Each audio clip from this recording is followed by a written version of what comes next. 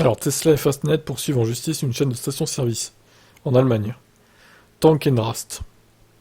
Alors, basée à Bonn, c'est une société de services qui gère les concessions pour presque toutes les aires de repos autoroutières et leurs stations-service outre-Rhin.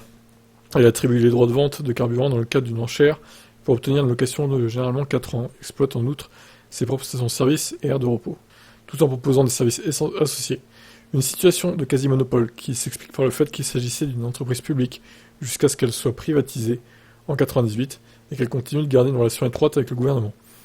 Et pour ce qui est des stations de recharge pour les voitures électriques le long de l'autobahn, Tank Rast prétend que c'est exactement le même fonctionnement et agit comme bon lui semble, sans en avoir visiblement la validation officielle.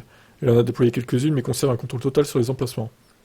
Elle a aussi la main sur les entreprises autorisées à implanter des stations de recharge sur ces aires de repos et jusqu'à présent elle n'a autorisé que ENBW, MER, Ionity et E.ON Innogy en exploiter sur ses propriétés.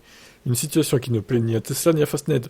Le constructeur automobile américain et l'entreprise néerlandaise ont décidé de joindre leurs forces pour poursuivre en justice le géant allemand, afin de contester ce monopole et de pouvoir déployer des stations le long des autoroutes allemandes.